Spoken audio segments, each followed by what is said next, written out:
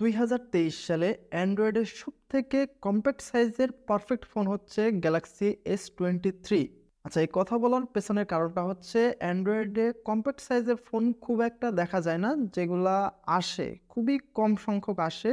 সেগুলো হচ্ছে কিছু বিষয়ে কম্প্রোমাইজ করতে হয়। তবে গ্যালাক্সি S23 ফোনটা একদম সব দিক থেকে পারফেক্ট বলা যায়। কারণ হচ্ছে এখানে সলিড বিল্ড কোয়ালিটি, হাই লেভেলের পারফরমেন্স সবকিছু দিয়ে একদম কমপ্লিট একটা প্যাকেজ। চলুন আজকে এই কম্প্যাক্ট সাইজের সুন্দর দেখতে পারফেক্ট ফোনটাকে নিয়ে একটু আলাপ আলোচনা করা যাক। প্রথমে হচ্ছে ডিজাইন দিয়ে কথা বলি। ডিজাইনের দিক থেকে এক কথায় অসাধারণ, যেহেতু এটা একটা কম্প্যাক্ট সাইজের ফোন, ছোট সাইজের ফোন, হাতে ধরতেও খুবই ভালো লাগে। আর ডিজাইনের দিক থেকে তো একদম অসাধারণ বলাই যায়। বিল্ড কোয়ালিটির কথা যদি বলি তাহলে এখানে পাচ্ছেন সলিড বিল্ড কোয়ালিটি। কারণ হচ্ছে স্যামসাং এর এটা হচ্ছে ফ্ল্যাগশিপ ফোন, যেহেতু ফ্ল্যাগশিপ ফোন তাই বিল্ড কোয়ালিটি অবশ্যই খুবই ভালো হবে।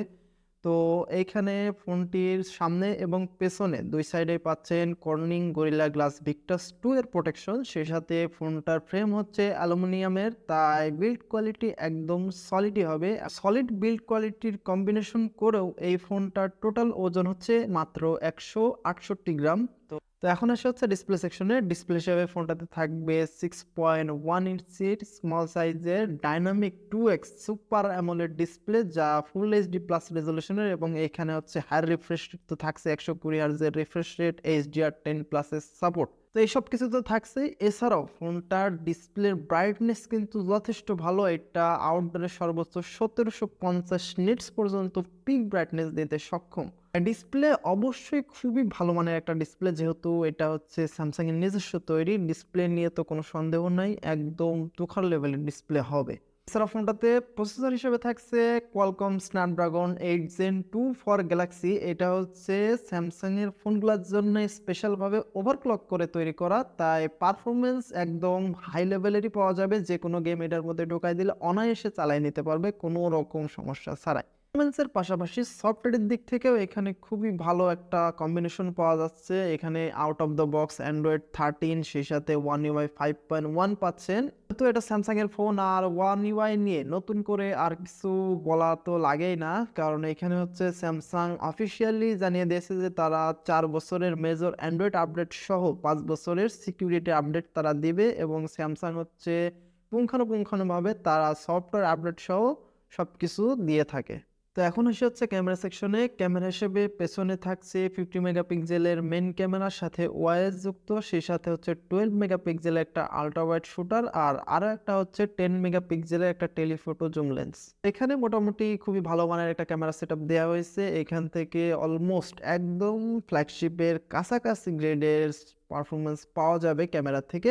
ফোনটির ফ্রন্ট ক্যামেরা হিসেবে থাকছে 12 মেগাপিক্সেলের সেলফি শুটার, সেই সাথে এইটার মেন ক্যামেরা থেকে আপনারা সর্বোচ্চ 8K 30 fps এ ভিডিও শুট করতে পারবেন। আশা করা যায় যে যে বাজেটে ফোনটা আছে এখন, এই বাজেটের ক্যামেরা অনুযায়ী আপনারা মোটামুটি হতাশ হবেন না আশা করা যায়। তো এই ফোনটাতে ব্যাটারি হিসেবে থাকছে 3900 mAh এর ব্যাটারি। যেহেতু এটি একটি ছোট সাইজের ফোন, কমপ্লেক্স সাইজের ফোন, তাই এখানে খুব বেশি ব্যাটারি দেওয়াটা পসিবল হয় না। তবে 3900 mAh এর ব্যাটারি ইট গুড এনাফ। কারণ হচ্ছে যেহেতু এখানে ডিসপ্লে সাইজটা ছোট, তাই একদিন মোটামুটি অনায়াসে চালাই নিতে পারবেন কোনো রকম সমস্যা ছাড়াই।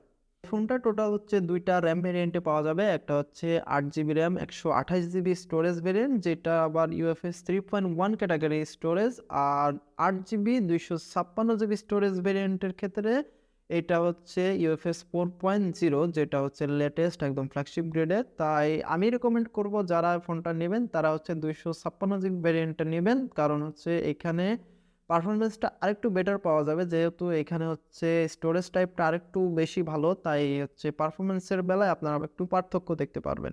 তো এই ফোনটা 4 থেকে 5টা কালারে পেয়ে যাবেন। তবে আমার কাছে পার্সোনালি ভালো লেগেছে হচ্ছে লাইম কালারটা, যেটা মোটামুটি হালকা গ্রিন কালারের। এইটা আমার কাছে সব থেকে বেশি ভালো লেগেছে।